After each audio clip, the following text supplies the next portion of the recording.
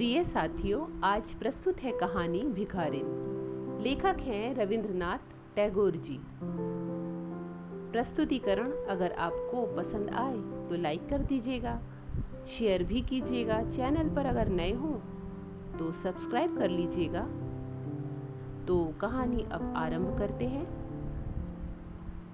अंधी प्रतिदिन मंदिर के दरवाजे पर जाकर खड़ी होती। दर्शन करने वाले बाहर निकलते तो वह अपना हाथ फैला देती और नम्रता से कहती, बाबूजी, अंधी पर दया हो जाए। वह जानती थी कि मंदिर में आने वाले सहृदय और श्रद्धालु हुआ करते हैं। उसका यह अनुमान असत्य न था। आने जाने वाले 2-4 पैसे उसके हाथ पर रख ही देते। अंधी उनको दुआएं देती और उनकी सहृदयता को सराहती। स्त्रियां भी उसके पल्ले में थोड़ा बहुत अनाज डाल जाया करती थीं। प्रातः से संध्या तक वह इसी प्रकार हाथ फैलाए खड़ी रहती। उसके पश्चात मन ही मन भगवान को प्रणाम करती और अपनी लाठी के सहारे झोपड़ी का पथ ग्रहण करती। उसकी झोपड़ी नगर से बाहर थी। रास्ते में भी याचना करती जाती, किंतु राहगीरों में अधिक संख्या श्वेत वस्त्रों वालों की ही होती, जो पैसे देने की अपेक्षा झिड़कियां दिया करते हैं। तब भी अंधी निराश न होती और उसकी याचना बराबर जारी रहती। झोपड़ी तक पहुँचते पहुँचते उसे 2-4 पैसे और मिल जाते। झोपड़ी के समीप पहुंचते ही एक 10 वर्ष का लड़का उछलता कूदता आता और उससे चिपट जाता। अंधी टटोल कर उसके मस्तक को चूमती। बच्चा कौन है, किसका है, कहाँ से आया, इस बात से कोई परिचय नहीं था। 5 वर्ष वे पास पड़ोस वालों ने उसे अकेला देखा था। इन्हीं दिनों एक दिन संध्या समय लोगों ने उसकी गोद में एक बच्चा देखा। वह रो रहा था। अंधी उसका मुख चूम चूम कर उसे चुप कराने का प्रयत्न कर रही थी। वह कोई असाधारण घटना न थी, अतः किसी ने भी न पूछा कि बच्चा किसका है। उसी दिन से यह बच्चा अंधी के पास था और प्रसन्न था। उसको वह अपने से अच्छा खिलाती और पहनाती। अंधी ने अपनी झोपड़ी में एक हांडी गाड़ रखी थी। संध्या समय जो कुछ मांग कर लाती उसमें डाल देती और उसे किसी वस्तु से ढाँप देती, इसीलिए कि दूसरे व्यक्तियों की दृष्टि उस पर ना पड़े। खाने के लिए अन्न काफी मिल जाता था, उससे काम चलाती। पहले बच्चे को पेट भर खिलाती, फिर स्वयं खाती। रात को बच्चे को अपने वक्ष से लगाकर वहीं पड़ी रहती। प्रातःकाल होते ही उसको खिला पिलाकर फिर मंदिर के द्वार पर जा खड़ी होती।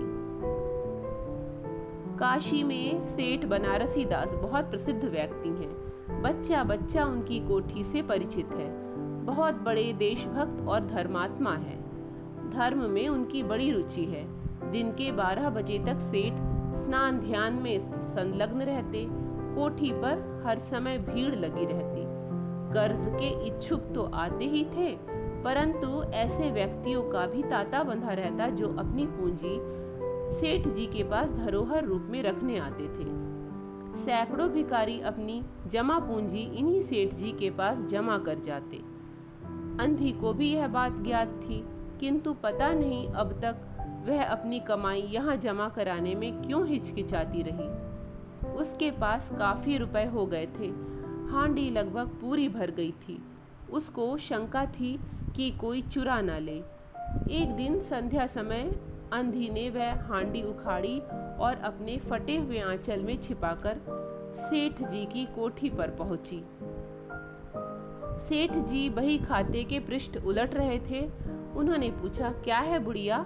अंधी ने हांडी उनके आगे सरका दी और डरते डरते कहा, सेठ जी, इसे अपने पास जमा कर लो। मैं अंधी अपाहिज कहाँ रखती फिरूंगी। सेठ जी ने हांडी की ओर देखकर कहा, इसमें क्या है? अंधी ने उत्तर दिया, भीख मांग मांग कर अपने बच्चे के लिए 2-4 पैसे संग्रह किए हैं। अपने पास रखने से डरती हूँ। कृपया इन्हें आप अपनी कोठी में रख ले। सेठ जी ने मुनीम की ओर संकेत करते हुए कहा, बही में जमा कर लो। फिर बुढ़िया से पूछा, तेरा नाम क्या है? अंधी ने अपना नाम बताया। मुनीम जी ने नकदी गिनकर उसके नाम से जमा कर ली और वह सेठ जी को आशीर्वाद देती हुई अपने झोपड़ी में चली गई। 2 वर्ष बहुत सुख के साथ बीते। इसके पश्चात एक दिन लड़के को ज्वर ने आ दबोचा। अंधी ने दवा दारू की, झाड़ फूक से भी काम लिया, टोने टोटके की परीक्षा की, परंतु संपूर्ण प्रयत्न व्यर्थ सिद्ध हुए। लड़के की दशा दिन प्रतिदिन बुरी होती गई। अंधी का हृदय टूट गया। साहस ने जवाब दे दिया, निराश हो गई। परंतु फिर ध्यान आया कि संभवतः डॉक्टर के इलाज से फायदा हो जाए। इस विचार के आते ही वह गिरती पड़ती सेठ जी की कोठी पर आ पहुंची। सेठ जी उपस्थित थे। अंधी ने कहा, सेठ जी, मेरी जमा पूंजी में से 10-5 रुपए मुझे मिल जाए तो बड़ी कृपा हो। मेरा बच्चा मर रहा है, डॉक्टर को दिखाऊंगी। सेठ जी ने कठोर स्वर में कहा, कैसी जमा पूंजी, कैसे रुपए? मेरे पास किसी के रुपए जमा नहीं है। अंधी ने रोते हुए उत्तर दिया, 2 वर्ष हुए मैं आपके पास धरोहर रख गई थी, दे दीजिए, बड़ी दया होगी। सेठ जी ने मुनीम की ओर रहस्यमयी दृष्टि से देखते हुए कहा, मुनीम जी, जरा देखना तो इसके नाम की कोई पूंजी जमा है क्या? तेरा नाम क्या है री? अंधी की जान में जान आई, आशा बंधी। पहला उत्तर सुनकर उसने सोचा कि सेठ बेईमान है, किंतु अब सोचने लगी संभवतः उसे ध्यान न रहा होगा। ऐसा धर्मी व्यक्ति भी भला कहीं झूठ बोल सकता है। उसने अपना नाम बता दिया। उलट पुलट कर देखा, फिर कहा, नहीं तो इस नाम पर एक पाई भी जमा नहीं है। अंधी वहीं जमी बैठी रही। उसने रो रो कर कहा, सेठ जी, परमात्मा के नाम पर, धर्म के नाम पर कुछ दे दीजिए, मेरा बच्चा जी जाएगा। मैं जीवन भर आपके गुण गाऊंगी। परंतु पत्थर में जोंक न लगी।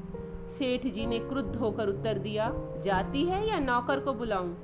अंधी लाठी टेक कर खड़ी हो गई और सेठ जी की ओर मुंह करके बोली, अच्छा, भगवान तुम्हें बहुत दे, और अपनी झोपड़ी की ओर चल दी। यह आशीष ना था, बल्कि एक दुखी का शाप था। बच्चे की दशा बिगड़ती गई। दवा दारू हुई ही नहीं, फायदा क्यों कर होता। एक दिन उसकी अवस्था चिंताजनक हो गई। प्राणों के लाले पड़ गए। उसके जीवन से अंधी भी निराश हो गई। सेठ जी पर रह रहकर उसे क्रोध आता था। इतना धनी व्यक्ति है, 2-4 रुपए दे देता तो क्या चला जाता, और फिर मैं उससे कुछ दान तो नहीं मांग रही थी, अपने ही रुपए मांगने गई थी। सेठ जी से घृणा हो आई। बैठे बैठे उसको कुछ ध्यान आया। उसने बच्चे को अपनी गोद में उठा लिया और ठोकरे खाती गिरती पड़ती सेठ जी के पास पहुंची और उनके द्वार पर धरना देकर बैठ गई।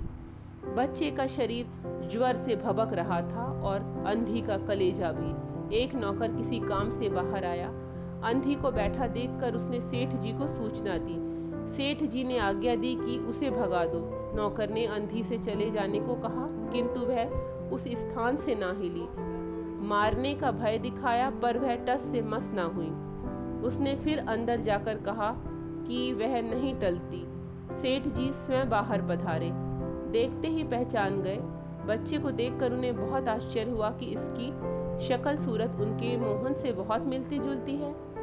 7 वर्ष हुए तब मोहन किसी मेले में खो गया था।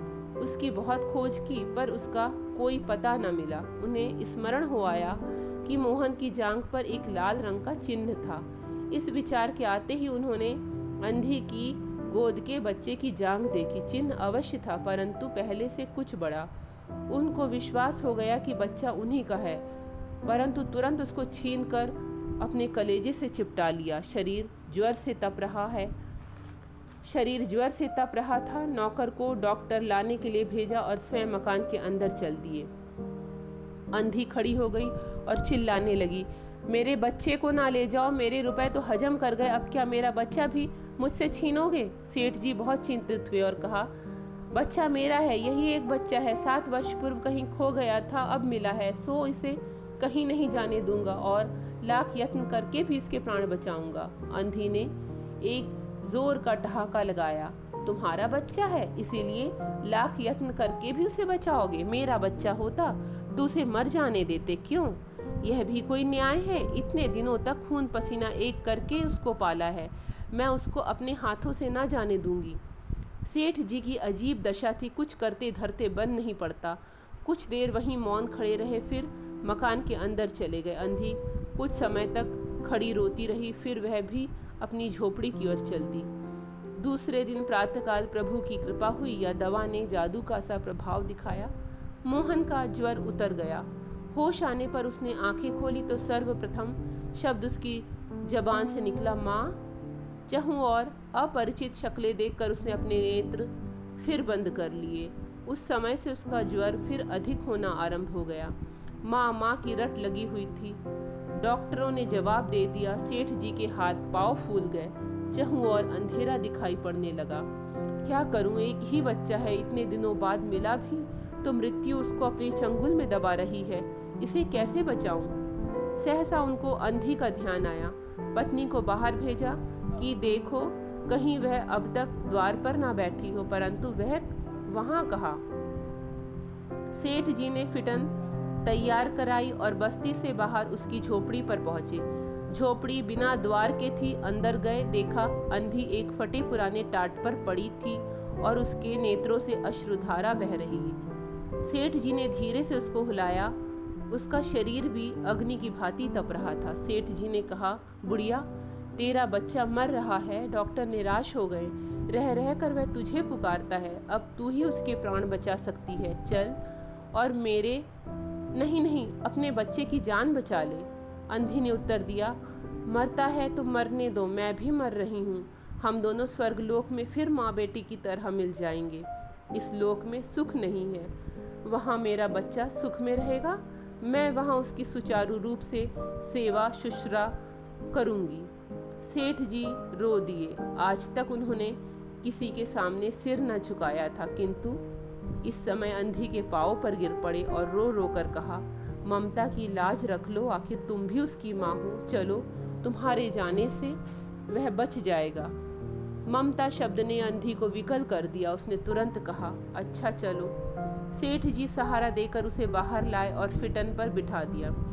फिटन घर की ओर दौड़ने लगी। उस समय सेठ जी और अंधी भिखारिन दोनों की एक ही दशा थी। दोनों की यही इच्छा थी कि शीघ्र से शीघ्र अपने बच्चे के पास पहुंच जाए। कोठी आ गई। सेठ जी ने सहारा देकर अंधी को उतारा और अंदर ले गए। भीतर जाकर अंधी ने मोहन के माथे पर हाथ फेरा। मोहन पहचान गया कि यह उसकी माँ का हाथ है। उसने तुरंत नेत्र खोल दिए और उसे अपने समीप खड़े हुए देखकर कहा, माँ तुम आ गई। अंधी भिखारिन मोहन के सिरहाने बैठ गई और उसने मोहन का सिर अपने गोद में रख लिया। उसको बहुत सुख अनुभव हुआ और वह उसकी गोद में तुरंत सो गया। दूसरे दिन से मोहन की दशा अच्छी होने लगी और 10-15 दिन में वह बिल्कुल स्वस्थ हो गया। जो काम हकीमों के जोशांदे, वैद्यों की पुड़िया और डॉक्टरों के मिक्सचर ना कर सके, वह अंधी की स्नेहमयी सेवा ने पूरा कर दिया। मोहन के पूरी तरह स्वस्थ हो जाने पर अंधी ने विदा मांगी। सेठ जी ने बहुत कुछ कहा सुना कि वह उन्हीं के पास रह जाए, परंतु वह सहमत ना हुई। विवश होकर विदा करना पड़ा।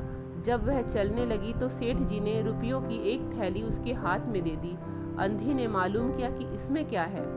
सेठ जी ने कहा, इसमें तुम्हारी धरोहर है, तुम्हारे रुपए, मेरा वह अपराध। अंधी ने बात काट कर कहा, यह रुपए तो मैंने तुम्हारे मोहन के लिए संग्रह किए थे, उसी को दे देना। अंधी ने थैली वहीं छोड़ दी और लाठी टेकती हुई चल दी। बाहर निकलकर फिर उसने उस घर की ओर नेत्र उठाए।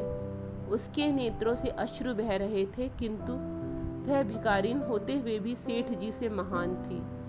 इस समय सेठ याचक था और वह दाता थी। ये थी आज की कहानी।